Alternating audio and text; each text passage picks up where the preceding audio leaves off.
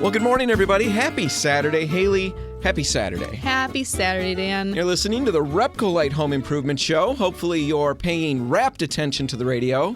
It's early on a Saturday morning. I hope you have a cup of coffee. Yeah, I think coffee is necessary with this show. Yeah, it is. What do you mean? Because we're early or because... Very energized. I'm very energized? Yeah. Yes, I know I am. Yeah. Normally, by the time we're doing this, I've had a pot and a half of coffee. It's all Dan drinks. He doesn't drink water. It's just coffee. I get my water in coffee, and that's how I do it. Yeah, I'm really energized. I like what I do, and I don't really care about how anybody else perceives it. As long as I'm having fun, that's what matters. At least we're honest about it. At least we're honest about it. Anyway, we've got a number of different things planned today. We're going to be talking about a wallpaper project coming up at the... Kind of unusual. last half of the show. We'll be interviewing... How did Sarah describe herself? A busy mom. We landed on... She's a mom that has a farmhouse that they've been renovating. And she blogs about it. Yeah, posts stuff online. Yeah. So anyway, we ran into Sarah. She's been on the show before. She tackled a really interesting project. We got her in the studio, and we're going to talk about that. We're also going to be talking about toilets and the colors of toilet. Did I spill the beans already? That's not bad. No. No, okay. Yes, that's all coming up. Yeah. But before we get to that, I want to talk about how this might be the last episode What? of the RepcoLite Home Improvement Show. No, that's possible. This could be the last, the happening? final broadcast. Yeah, Haley's unaware of this fact. There's been some changes. No, see, Haley, the way life works is every episode could be the last one. We might not even make it through this one. We don't know for sure. So this could be the last episode. So enjoy it. Enjoy it while you have it. No, the reason I say that is because I'm going to do something today that's got, we'll see how it plays out. I'm bringing the kids roller skating, like at a rink. And I don't know what's going to happen. You've seen me like an extreme You've sport seen me in your walk. family. You've seen me walk across a room, right? Yes. That's Now fair. put wheels on my feet. What's it going to be like? No, I always loved the idea of roller skating. Loved the idea of it. It's something that, like in elementary school, that was the big thing. Every Right. year we had the roller skating party, and it was always filled with the idea of excitement, Maybe the one that would be that couple skate thing. Mm-hmm. Maybe some girl would let me skate with her, and that would be really fun, and I'd put the moves on, I always pictured that. And I remember one year that happened. I got to skate with a real girl, and we were going... Well, you grew like 3 inches when you put the skates on. Yeah, I was normal size at that point, and they could see me. Well, thanks, Haley. That's not where I was going, but that actually works pretty well. No, I was going around, and we're zipping around I wasn't ever zipping around the rink. I was always just... You're not like skating backwards No. doing tricks. No. I was really, really terrible, but I was very proud of myself. Sure. I'm skating with a girl. Yeah. Is everyone looking at this? Yeah, and then I fell, but I didn't have the wherewithal in my mind to let go of her arm.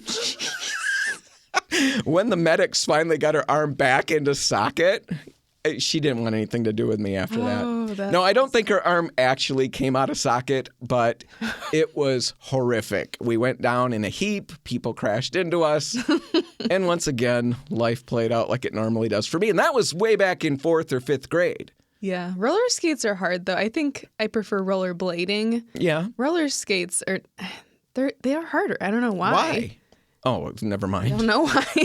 4 wheels versus 3. It makes a big difference. Yeah, I don't know. But we're going to see how it goes. I don't know how I'll do. Who knows? Maybe I'll be in a full body cast. As long as my mouth works, the show will go on next week. But if it's not, goodbye, everybody. I had a good time. Peace out. All right, let's talk about toilets, Haley. Well, where do we want to go with first, this? Hold on. What about plywood? Oh, we have to talk about plywood, not plywood toilets. No. Please don't ever confuse those two. I guess that in the past. Well, sure, yeah. Man, the house. splinters. I have never thought about splinters until just now. Well, let's move Do you past. ever want to have that? Dad, where's the tweezers? Can you help me with this? I've got... Oh, no, not again. right? There were so many other things that were bad about that situation. I feel like the splinters would have been the least of it. I just don't want to be helping somebody get their splinters out. Anyway, not talking about plywood toilets or anything like that. Haley, thanks for dragging us there. You're welcome. Let's talk about plywood itself. Last week, we talked about plywood as a decor option. Right. Like a finished, this is a highlighted material kind of option. Yeah, and we asked everybody out there, what do you think of that? We told you what we thought.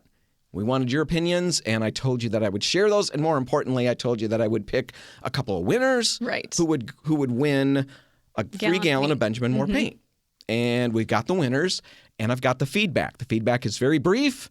Everybody seemed to be on the same page. We were. Yes. Just not quite able to envision that as a long-term thing. Right. I think it was like, what if I change my mind? I think that was the big thing. I don't think people despise the idea and the visual of it. I don't either. I like the visual of it when it's done in smaller scale. Yeah.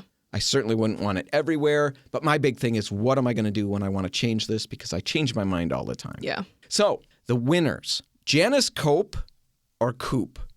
Koop. I sure wish I had researched how to say that before I was already in it. But Janice, you won, and Ron Klimp.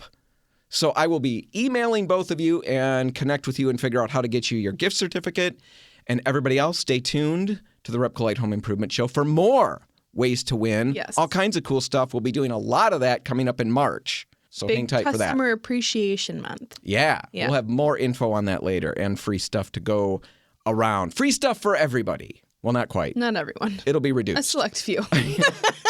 All right, let's talk about toilets. I've been waiting to talk about toilets for a while. It's a Haley topic, but it's a good one. Thanks. You're welcome. As if that needed preface. It does. No, last week, Kohler announced the winners of their heritage colors. So previous to that, you were able to vote. They had all of these vintage colors of toilets and sinks and, you know, kitchen sinks that used to be really popular. So things like avocado green. Haley hated it. Luckily, not a winner. So they had all these old colors, and they threw that out to the public. Sunrise yellow, lavender, a spring green, peach blow, all these really, you know, pastel, popular colors back in like the 40s and 20s, and they're largely gone away now. Bring these back. But they were bringing them back and having people vote on their favorites to decide which ones they were actually going to bring back. Now, I think this is funny because I'm sitting at home. I don't know what night it was. It doesn't matter. It was late. Yeah. I remember that. And all of a sudden, my phone goes off. I have very few friends, so I was very excited. There's something happening. Somebody wants my opinion about something. Pull up my phone, and there's a great big picture of a toilet on it. Mm-hmm. And Haley's asking me, which one do you prefer? Or something like that. Which one would you vote for? And I thought, what are we even talking about here? I dig into it. Yeah, and it's all these different colors of toilets. People could vote. I have not told you this. I liked the avocado one, but I didn't. Really? Yes, I didn't say that because I went with the spring green, which was kind of a bluish color. Yeah, it's like a turquoise kind of color. It's like my tub. It's the tub that I have is that cool color. So I thought, wow, my toilet would match my tub. Yeah, that would be nice. And I would feel like my room is complete now. Right. But I didn't say avocado green, and when I gave you my answer, you came back with, as long as they choose anything except avocado green. And then you went into a long list of why you hated it. But anyway. I feel Amber liked avocado green too. You're not alone. I'm not alone. I'm never alone. I really like the spring green. Like we said, it's kind of a turquoise color. I also really liked the peach blow. And that's kind of, it's skin color. I'm going to disappear in my own bathroom. Not a big fan of that. And I don't like the name. I don't understand the name.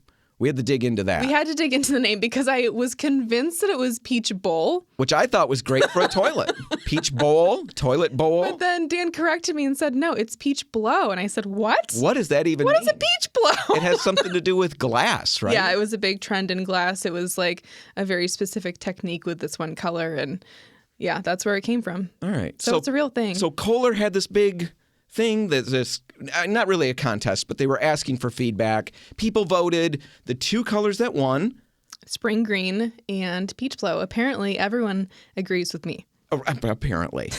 And what does that mean? That means that these two colors are going to be produced in a limited fashion. Right, exactly. They're going to come out in the summer of 2023, and they're going to be made for, pedestal sinks, toilets, the sinks that sit, inside the counter, and then also kitchen sinks, which is kind of exciting. All right. Kind of exciting. Yeah. I don't know if I'm excited or not. We're going to find out. But we're going to have to wait. We're going to have to take a break right now. We've set up the whole concept, what's going on. I want to dig into what that means. Do we like it? And the history of it. Interesting. Yeah. So we're going to get to all of that on the other side. Stay tuned.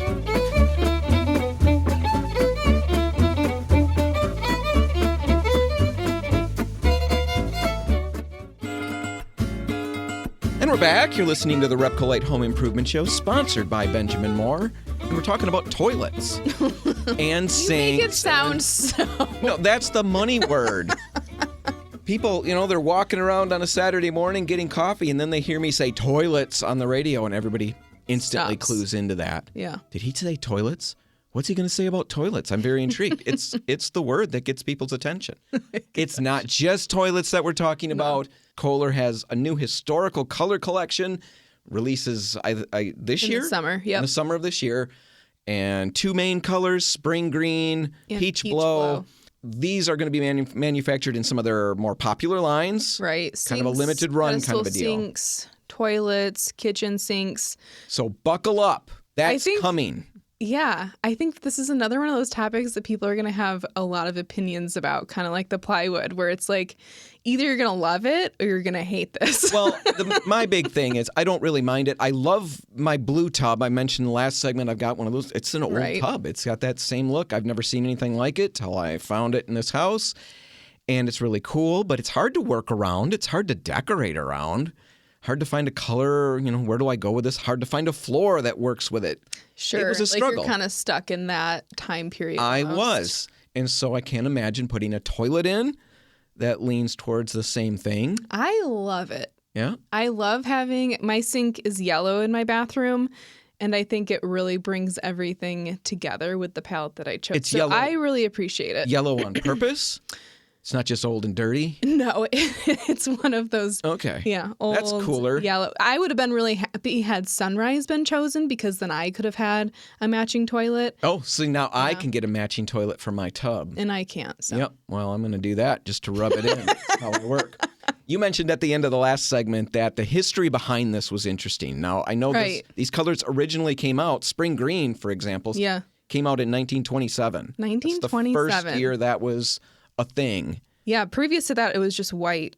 That was boring. The choice. Maybe if you're really, really wealthy, actually, you could have had, like a green tub or something like that. But for the main population, this was not an option. Right. You got white. That's what you get. That's what you got. Then 1927 comes along, and all of a sudden, I think they had 6, 7, 8 colors. Yeah, there's a whole palette that came out of these colors. Where did this come from? Well, really, after digging into it, I found out that this was part of the modernist movement, which is kind of funny because I guess because of where we're at in architecture today, when I think of modern architecture, I think of like white. Okay, sure. And just kind of sterile almost. I don't think of a lot of color necessarily. But at the time when the modernist movement started, it was all about color. Like that was the main focus, was just about living life really loudly. That's how I live. And on the radio, I like to make sure everybody else is, at least this hour of the day, living loudly too. Yeah, actually. So that was the 1920s. That makes sense. Too. Yeah. Dan's a modernist. Yeah. Yeah. No, it was a big, kind of culture shift at the time. It wasn't just in like art and design. It was the whole attitude of the culture had shifted towards let's be in the cities, let's, dance and wear fun clothes. And it was just, what we think of when we think of the Roaring 20s as flappers. Yeah. And those were the modernists. They were the young kids that were kind of rebelling against the traditional, farm life, essentially. So they rebelled with toilets that weren't white anymore. Right? It was part of that. It was, I think Kohler at the time was really trying to appeal to that generation of people that were open to new ideas, wanting more color in life. And honestly, it kind of coincided, too, with being able to advertise in color for the first time. Okay. Because Makes previous sense. to that, it They was just couldn't. black and white pictures. Now you've got illustrations that they're able to print in these pastel colors. And so you've got these, Kohler sinks and toilets in these really vibrant bathrooms in these ads. And it's like nothing they've seen before. How did people respond to it? I think, like I said, the generation that was rebelling at the time They thought loved this was it. great. Yeah. I think the traditionalists, the people that were still farming, kind of saw this as part of that. There's no way I'm going to the movement bathroom away. in that toilet. Where's a white toilet? I don't want this green thing. Yeah, they wanted, very simple, neutral colors still. I don't know what I think about it. I do think, we dug into it and pulled up a lot of the old literature, which is really fun. We'll put links in the show notes. You can see some of the ads, the catalogs that Haley's referring to. Yeah. I loved the catalog, Kohler's catalog for this initial color launch, and a couple of things right out of it. It starts with, this is an age of color. Right. Which I thought, Exactly. completely connects with what you're talking about. My favorite part of it is the very last paragraph where it mentions the most important things in the bathroom, the plumbing fixtures, are always white. And Kohler is talking right now, and they said, we perhaps got to thinking that they had to be white. And they started asking the question, is that so? Right. Does it need to be? And I do like that. Yes. Because I think that's really the foundational point of where creativity in any field Right. starts at, is that questioning. Exactly. Okay, this is what we do. This is what we've always done. And do we that's have really to do that? what was happening everywhere at that time. Science was advancing, our means of production was advancing. So you could ask these questions and things could start to get pushed in different directions. And that was really the first time we saw that. So it's pretty cool, the history of it. I don't know about the longevity of the colors. Like you said, you're kind of locked in if you choose one of these. Yeah. So it's definitely a choice. Well, yes. It's a choice. Nobody's going to make you Right. take this But you have to toilet. be very intentional, I guess, is Yeah. what I'm saying. I get what you're saying. I'm just making a joke because it's my way. But I can't even imagine doing this in my house because of all the things that I've mentioned before. With the plywood, I'm going to want to change this. But and do you a like toilet, your tub? Would you I would change love your to tub? change the tub. You would like to. I love the problem is, Yeah. I love the tub. I love the shape of the tub. Oh, yeah. All of that is really good. The old tubs are Yeah, better. they are. think. And but the color is just so hard to work with. And it's not like it's a nice, wonderful, pristine robin's egg blue. It's Sure, it's it's seen the years. Yeah. It's fair. seen a lot of things. It's a tub. Imagine being a tub and living that life.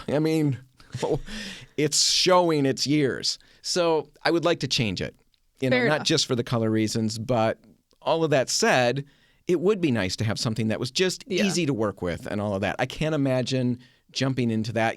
We talk about trendy colors and stuff like that, and people worry, what about in a couple years? Well, paint is so easy to change. Easy in comparison. The toilet thing, I don't know. Yeah. It is interesting, though, that we're seeing these super bright colors come into the bathroom again, like we did in the 20s, at the same time that, Benjamin Moore has this really loud color palette that they came out with for 2023 that's got super vibrant colors. Yeah, it's definitely something that seems to be where we're going.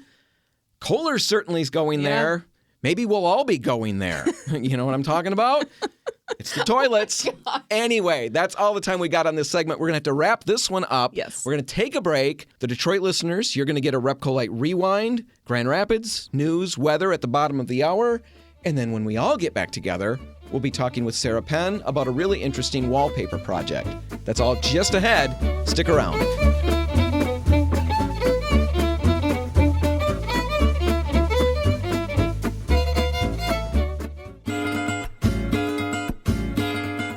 You're listening to the RepcoLite Home Improvement Show, and right now it's time for another RepcoLite Rewind. This time, we're rewinding our way back to an interview from February 26 of 2022, and we're in the studio talking with our Benjamin Moore Territory rep, Kevin Herman, about ceilings, how to paint them, and what to use.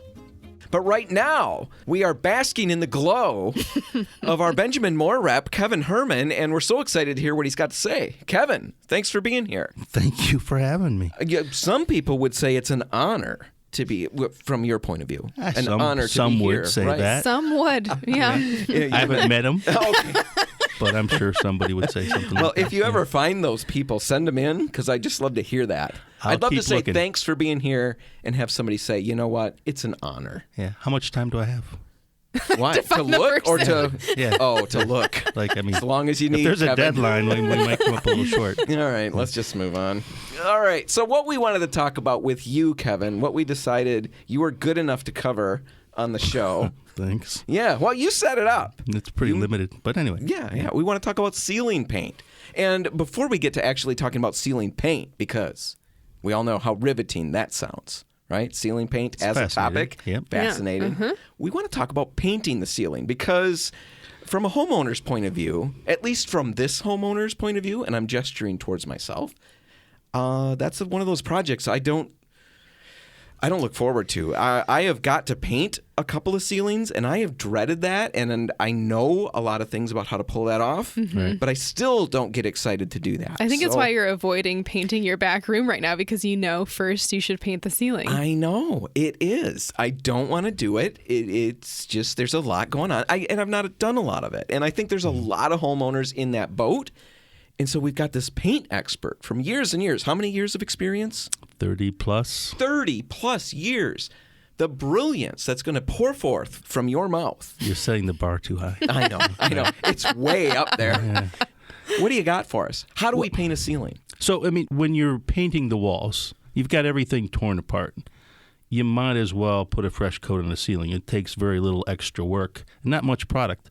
So, in preparation for this, I talked to a number of different painting contractors to see what their techniques were. It's like asking somebody how to cook a steak. Everybody's got an opinion. Okay. Yeah. They all do it differently. And there's only one way to do it, and it's their way. Oh. Yeah. Perfect. Whether you marinate it or whether you're not allowed to marinate it, whether you put salt and pepper on it or whether you use natural gas, charcoal, natural wood, everybody has a different opinion. All right. It's true. So I kind of So there's no answer. Well, I got nothing for there's no particular right way. There are some common themes, though, so I thought we'd kind of stick with those. The first thing, if you're painting a ceiling, use a ceiling paint. Can I pause and ask a question? Yeah. When do we paint the ceiling? You paint the ceiling before you paint the walls. There we go. So there's your first thing. And is everybody on the same page with that, or is that another one of those? Yeah, no, I think that's pretty common. Okay, so ceiling first, and now your first point. Use a ceiling paint. Use a ceiling paint. Yeah, we make paints for ceilings. They're toned properly. They are flat, so they don't have any sheen to them. So when you're rolling out the ceiling and you have lap marks, you're less likely to see streaks. That makes sense. And it also hides some texture. imperfections. Yeah. Yep. The texture on the ceiling always bothers me. The more I can hide some of that texture, I think the better. Mm-hmm. So a ceiling paint versus just a flat wall paint. Yeah. What's the difference there? Just dead coarse flat product. So a ceiling paint is going to be flatter than flat. Mm-hmm. That's as flat as we can make it. So, Haley, you mentioned textured. Textured ceilings are probably the easiest thing to do because there's already some texture obscuring the imperfections. When you have a smooth ceiling, maybe your technique has to be a little bit better. Okay, but we'll talk about that. Okay. So first thing is get a proper ceiling paint. Yep. Not just a flat wall paint, a proper ceiling paint. Yep. And we're going to have some recommendations at the end of this segment. Mm-hmm. What's the next thing? The next thing is, I think the common roller nap was a 1/2 inch. Okay. We want to put enough product on there so we can spread it around, get it thick enough so we have complete coverage. I'd say 1/2 inch was the most common size. Some people would go with a microfiber, but just get a 1/2 inch, good quality roller cover. And is that because of the texture? Yeah. Yeah, Okay. And plus you want to put enough on there. You're reaching over your head. You don't want to keep you don't want to go back. Right. Yeah. What if it's flat? What if it is smooth? What if there's no Still going to do a texture? 1/2 inch. Still a 1/2 inch nap. Yep. And the flat, being a dead flat, you're not going to see a lot of texture or anything that you've created from that roller. As long as you don't overroll it. As long as you don't overroll it. So we're rolling pretty good at this point. See what I did there? I see. That's awesome. Yeah. That was brilliant. Yeah. I'm really glad that I've drawn this much attention to that. Yeah. What's the next point, Kevin? Cut the entire ceiling in first with the brush, right around the edges. The blank stare. Yeah. Well, I kept thinking, did he hear something that I didn't hear? No, I thought happening? Kevin's got to have more to say. We would never give you Maybe sharp tools. That's what you're thinking. Yeah. All right, so cut in the whole thing first. Brush cut Brush cut. around the edges. All right, Yep. that makes sense. And then as you're rolling, we're going to roll tight to those edges. If we have a 3 or 4 inch wide brush cut, we don't want to leave that. We want to get it down to a 1/2 inch. We want that roller nap to overlap the brush cut. That way the texture goes from one edge all the way to the other, and so it's going to be less visible. So how far do I cut in? People sometimes make that mistake. They cut in way more than they need to. You can cut in a little ways. Yeah. Well, a little ways Yeah. is what? What do you think is a good way to go? 2.5 inches, 2 inches. I mean, that's plenty. Right. And that's your typical brush size anyway. Yeah, so yep. really just one Yeah. run. Right. I've seen people do 4 inches or more. I've seen people get by with very small amounts, and then rolling up to that can be complicated. It's too much painting with a brush if you're trying to get a 4 inch wide cut. You don't need that. And you're going to roll within maybe a 1/2 inch, 1/4 inch of whatever the wall is. All right. Yep. You So want that what textured overlap. step are we on now? Well, I think we just cut it in. Yeah. So I think the 4th step would be your actual rolling process. So the best thing to do with the ceiling is try to keep a wet edge going. What does that mean for the layman? It means we don't want the paint to dry necessarily in between, dips with the roller cover continuing on. If we can keep a wet edge going, then we have a much better blending process. So let's say, for example, we have a room that's, 10 by 12. Mm-hmm. Let's work across the shorter distance, the 10 foot. Okay. And then you do little squares like you would normally paint, lay it off in the same direction, and then continue on and just overlap as quickly as possible. So you do little squares. Tell me about that, because I was always under the impression that I'm rolling edge to edge in a on row. A ceiling? Yes. Depending on how big the ceiling that would be very difficult to Okay, keep so going. you're recommending. You're maybe it's gridding it off? Yeah, you're gridding off. Maybe it's a 4 by 4 section. Okay. Whatever you can do with one dip of the roller. Right. And keep a wet edge. Yeah, and then roll it off in the same direction. The other thing that you need to keep in mind is we're planning on 2 coats on this thing. 2 coats is going to even up the application. If we have some spots that are lighter, we're going to cover them. So plan on 2 coats, and then whichever way you laid off the roller coat on the first pass, go the opposite way, or like a 90-degree angle to it. Okay. Next time, so we have less chance of having roller laps. No, that makes streaks. sense. That makes sense. So if I'm rolling it north to south the first time, the next time I'm going to go east to west. Yep. And don't over roll. Put it on, lay it off, and keep moving. Don't keep rolling thinking you're going to level it out better by more rolling. So what happens is we're painting a ceiling, especially if we're doing it in the winter. Heat's rising, temperature's up, yeah, it's low gonna humidity. Dry pretty quickly. Going over a flat surface already. Yeah, it's going to dry pretty quickly. Yeah. So if we roll it as it's drying, you will put texture into it. And you're kind of pulling it back off the ceiling at that point. Yep. So then you end up with a lot of streaks. So just put it on, lay it off, keep moving. All right. Don't make it too good. complicated. 2 coats. Plan on 2 coats. Is there anything else I could do with, the atmospheric conditions of my room? You mentioned the heat. You could turn it down a little bit, the temperature. If it's 70, 75 degrees and low humidity, it's going to dry a lot faster. Yeah. So just drop it down to 60 while you're painting, maybe a little bit beforehand. Sounds good. A couple of product recommendations at the end. So as far as if we're just doing white, you get a good ceiling paint from RepcoLite. Super Hide Zero be a great one to use. It's a good dead coarse flat. If you're going to be doing a color, then I would recommend 508, the waterborne ceiling paint, because it has bases. We can do the full color range in that product, and it stays flat. Most products will not. If we use a flat paint and we tint it in a deep color, it's going to be an eggshell, which is going to be very streaky on your ceiling. So use the 508. It's a really, really interesting product because, it gives you the opportunity to put color up on the ceiling, which I think it's underrated. Is really underrated. Yeah. It's a very cool way to go to add some, just something unique in that space, right? Some interest. But the problem in the past has been doing that. A lot of the products that we would mix that into, we'd end up with some sheen. Yeah, you fight it the whole time. That becomes a problem. Yeah. But with this one, it really stays a dead flat. I've worked with it, and it's surprising Really easy to use. Yeah, very easy. All right, all kinds of stuff. We'll put some of those bullet points in the show notes, Kevin. Okay. Along with your little picture, like a little headshot of Kevin. We'll have some signed 8x10 glossies that Can we we'll use be somebody raffling else's off. picture? Oh, heck yeah. We're not going to use yours. No. Catfish people, yeah. Anyway, Thanks. Kevin Herman from Benjamin Moore, thanks for being here. All right, thanks a lot, you guys. Take care. That was Benjamin Moore's Kevin Herman, and if you have a ceiling project coming up, or if you've got a room repaint that you're planning, and now you're thinking that maybe you should paint the ceiling first, stop by any RepcoLite location and let us help. And if you're still trying to figure out what in the world is up with this RepcoLite name, RepcoLite's a paint manufacturer out of West Michigan, and we just bought all of the Technicolor paint stores. So stop out at any of those locations, and we'll happily get you everything you need. Now, all right, that's going to do it for another RepcoLite Rewind. If you want to dig into other past episodes, and there are over 294 of them, you can find them all online at RepcoLite.com. That's RepcoLite.com. Just click the On the Radio tab, and you found pure gold. Now, we're going to take a break. When we come back, we'll be in the studio with a local mom who tackled a really interesting and inexpensive wallpaper project. That's just ahead. Stick around.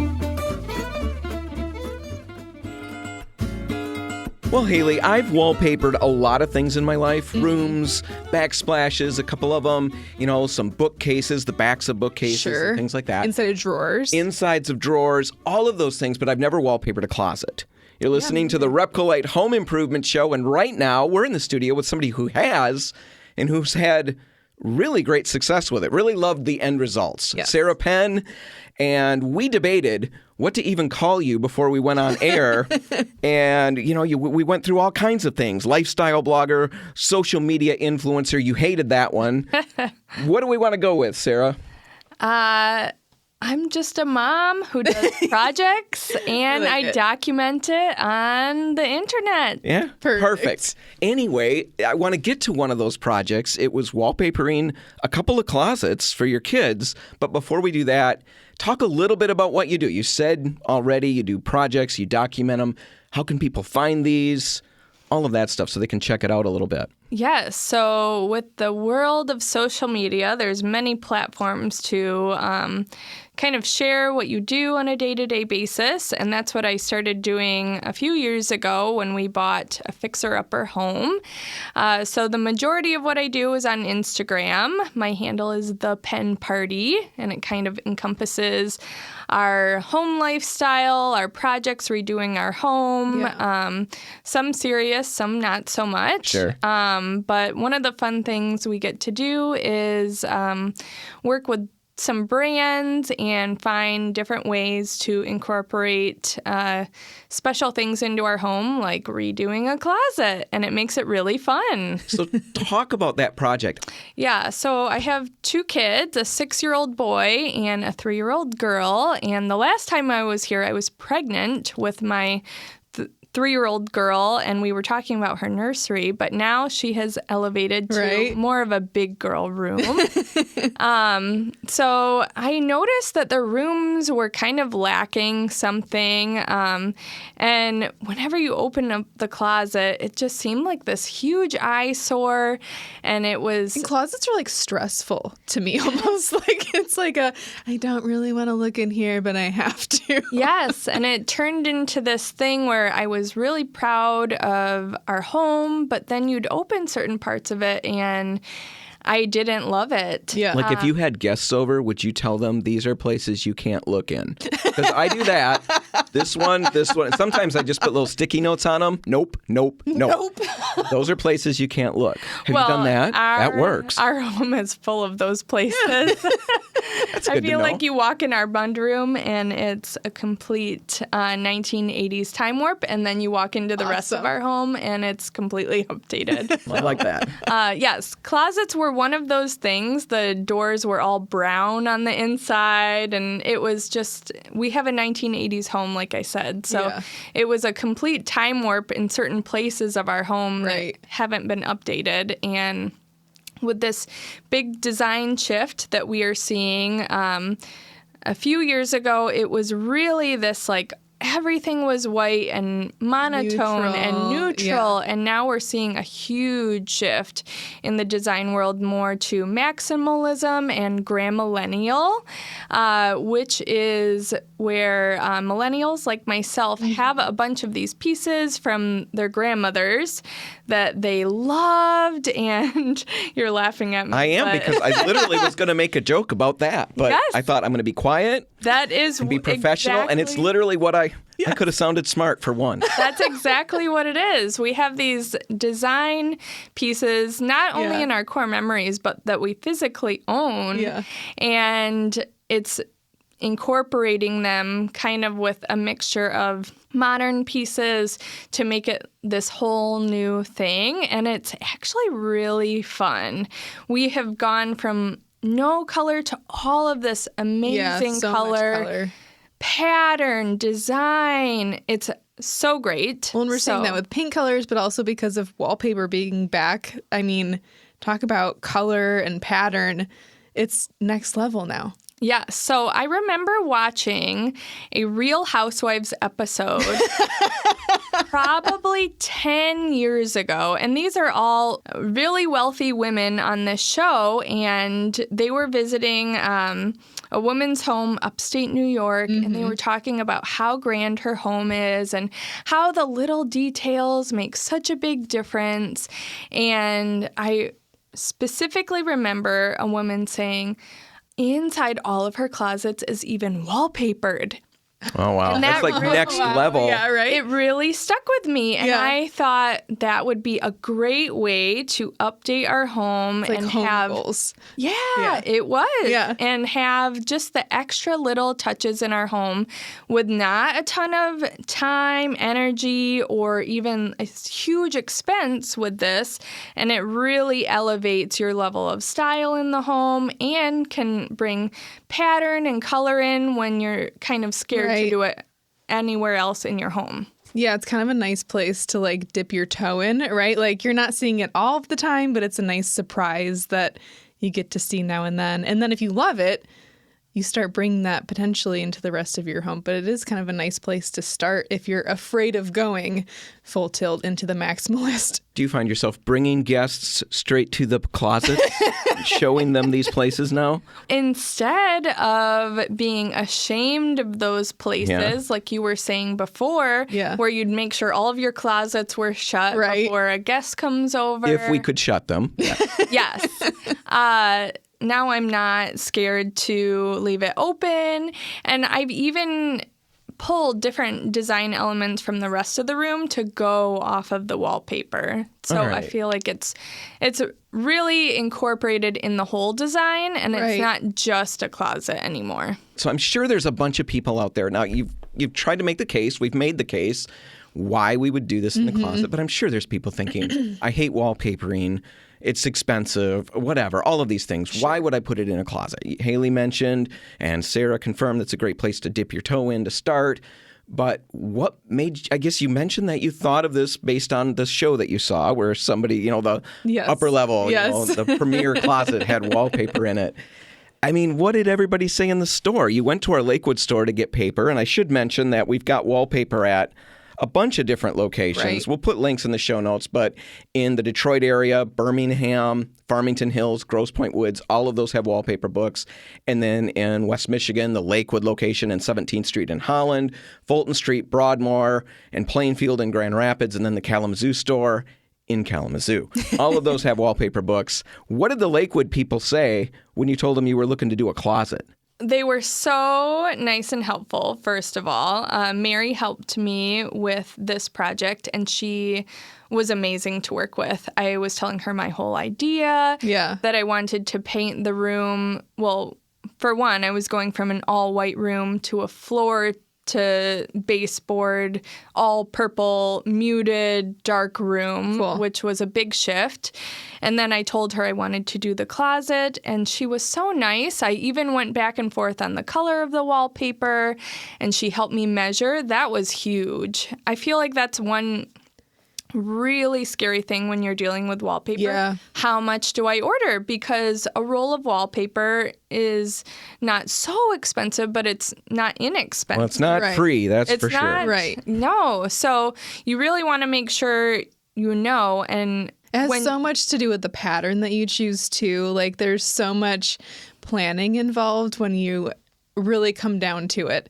And I think most of us don't have experience with wallpaper to that extent, so we don't understand exactly how much we're going to need. And then you could buy way too much and have all of this left over, or you run out and now you've got potentially a different print of the pattern, and the colors can vary from batch to batch, so it is stressful. Well, and that's where it's nice to have somebody who Yeah. can help you walk through it. And Mary did that. She helped you measure it, get all of that figured out. Yes. So basically, I just came in with the measurements of my closet and I showed them to her and she did all of the math for me. It was so easy. Yeah. And she said, oh, this piece is actually on back order. And it only took a couple of weeks to get in. It was so simple.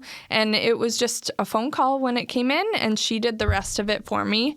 And it was so easy. So if that part is stressing you out where you don't know how to measure or match up, just trust the people at the RepcoLite store. They know what they're doing, and it's a lot more simple than you think it's going to be. All right. We're hitting the end of this segment. Sarah, I'd like to ask a couple questions about the process, the whole installation, what that went like, and I want to know what you picked, and how you brought it all together. Can you hang with us over a break? Sure. And we'll talk about it on the other side. All right, we'll be back in just a minute with Sarah Penn talking about this wallpaper project. Stick around.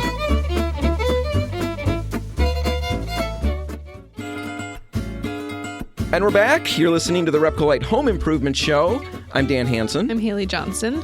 We're here with Sarah Penn talking about a project that you worked on for your daughter's room. An unusual project, in a sense. You started doing the entire room over, and then you ended up wallpapering her closet. And you liked it so much that then you ended up doing your son's closet too, right? Absolutely. It's great. I have changed my whole perspective now On closets. on closets. Yeah. So before I forget, because I do have a question, I wanted to ask it last time. You wallpaper the closet. Is it a patterned wallpaper? Both of the closets I did are a pattern, yes. How does that work with the clothes? Do you do something to make sure the clothes don't look bad against the pattern? So that is I dumb. like this question. Well, I'm thinking, like my girl's closet, Yeah. everything lays on the floor. That's the one we try to close. I think that's your number one problem. Yeah. Now mine, though, I literally have things up. And I can imagine, so I'm putting wallpaper up there. The Right. whole idea is that this is going to look good. Right. But if I choose a color, I mean, am I going to be clashing with my wardrobe? Does that matter? Does that defeat the purpose? So How did you deal with that? The couple things I did to change that aesthetic, I guess, which you really don't have to. I did change out their hangers to be a little more aesthetically pleasing, and I color coded their clothes, which I don't think you really have to, but if you want to be a little extra, Right. and I mean, it does make it look nicer. it does. I've asked the girls, if you're going to throw your clothes on the floor, throw the whites over here. That hasn't happened yet. And your kids are how old? 6 and 3. Okay. So they're not hanging up their own stuff yet. No, I'm still picking it out in the morning, Yeah. which makes it a little easier to color code it. Totally. Okay. That was my big question. Do the clothes OCD. clash with the wallpaper? Yeah, I love Tupperware and I love things that don't clash. So anyway, you've solved that problem for me. You talked about the measuring process, and that's not something that, even though you've done some papering in the past, it's not readily, Right. Something that you just feel comfortable doing, but we've got people who can help you with that to make sure you get the right amount. And that's another real benefit of actually coming into a location and buying paper that way, Right. rather than just ordering it. You can walk through and make sure you're getting exactly what you need with pattern matches and all of those things. Let's talk about the putting it up process. A lot of people shy away from it. It's something that maybe they've done years in the past and they hated it. Mm-hmm. More likely what's happened is that years in the past somebody has done it and stripping They it has had to been so remove bad. it. Yeah. But either way, let's talk about the installation process. It's a small space. So initially we might think, oh, that's easy. It's a small space, but small spaces can be tough to work in. How did it go for you? I think once you try it initially, it's always a little intimidating trying something new. Yeah. But once you do it, I mean, it's a lot more simple than you would think. It's really just putting up a big sticker, if you want to think about it that way. Yeah, that's kind of true. Especially the peel and sticks that they have now. We've done a couple wallpaper projects, and one was the pasting one where it's pre-pasted. And in my opinion, that's a little bit more difficult to deal with because it's this big wet piece of paper, and it's a little more floppy. So these next couple projects that we did in the closets, we did the peel and stick, which is, like I said, a big sticker. And the main thing that we found the most helpful is you have to fold it about an inch over the corner to make it more of a seamless look. Okay. Because when you have two that fold into the corner, it's almost like the pattern gets distorted. So once you have that first piece laid, it makes it really simple to just go around the rest of the area. That first piece is always the hardest. I think once you get over that hurdle, the rest of it's kind of a breeze. Right. And what we did that made it kind of simple was we used buddy work. And my husband held up the piece to start with in the corner, and we just peeled out maybe about an inch from the top of the sticker and just stuck that on, and then I would stand and pull it down just a little bit, get it smooth, pull the back down. Yes, pull the back of the sticker down. Yeah. And then once that first piece is up, one person can really handle the rest of So you got pieces. rid of him after that? Is that what I'm hearing? I mean, how good are husbands anyway? Well, I know. No. Not the best. No, he is a really handy, helpful husband. I made my mom come over to help me when I wallpapered because I didn't want my husband to help me because I knew I was going to yell at him. Haley did some of that here, and you used a very inexpensive, well, let's just say cheap. We went with really cheap peel and stick paper. That was the style, the pattern that you liked. Yeah. Turned out to be very, very cheap paper in every sense of the word. It did not go well. No. And Haley's working on it, and I'm watching her because we're getting ready for an event. And then I went to the bathroom, and I came back, and it looks like you're less far than you were when I left. And then she gave me a glare, and I went away, and I came back, and she still hadn't gone anywhere. And I knew, stop even showing up around Haley. The tension coming off of her was terrible. You didn't have that experience. It went up relatively easily. It went up so easy. And like I said, it's intimidating starting something new. Right. And you're thinking, is this going to look how I'm envisioning it? But just trust the process, keep going. Once you have two pieces up, you really get a sense of what the pattern's going to look like. And I just remember standing in awe, like, this is so exciting, so fun. Yeah. And I feel like we haven't had that much fun in design in a really long time. So I really enjoyed the process. Well, with the peel and stick too, I mean, like, yes, it's a bold pattern and maybe your daughter will grow out of that eventually, but it's peel and stick. Like, that's easy to remove and then replace again. Like, it's not as much of a commitment either.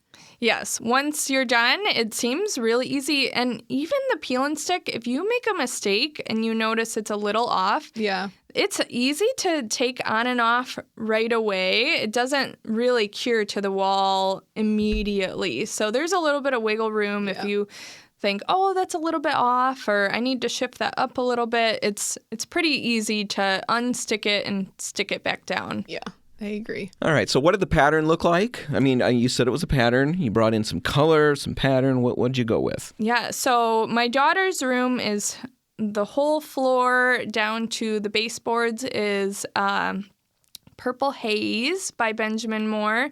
It's kind of a moody purple color with a little bit of gray tone.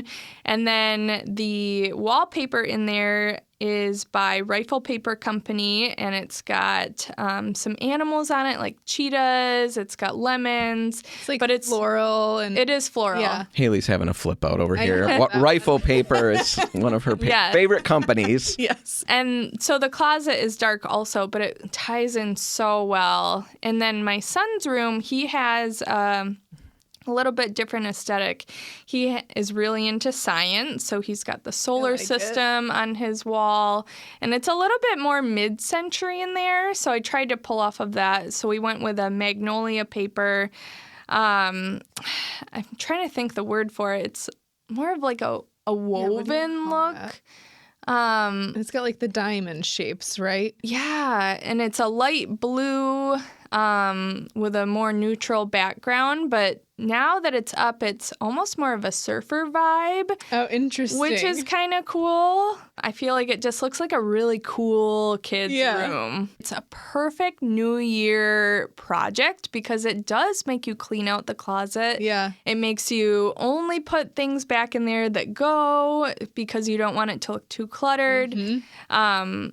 And shove the other stuff somewhere else. Yeah. Find a different closet for that. Even if you didn't do it at the start of the year and you're hearing this and thinking, you know what, maybe I could still tackle it now. It's a good project all year round. Help you declutter a little bit. Yeah, spring cleaning's coming up. Oh, heck yeah. I think it's a perfect spring cleaning project. Yeah. And the best part was it was a perfect weekend project. It wasn't too big. It was something you could tackle in a day or two. Awesome. If our listeners want to check it out, I'm sure they can find pictures online, Sarah, right? Yes. Where would they do that? On Instagram, my handle is The Pen Party. It's also on TikTok, which I have the same handle, The Pen Party. All right. We'll put links in the show notes. Sarah Penn, thanks for being here. Thank you. And Haley, that's going to do it. That's all the time we've got. We're going to have to wrap it up. If you want to catch this one again, you can find it online at RepcoLite.com. And while you're there, subscribe to the podcast and you'll never miss another episode. Whatever you do today, make sure paint's a part of it. The RepcoLite stores are all open, waiting to help. I'm Dan Hansen. I'm Haley Johnson. Thanks for listening.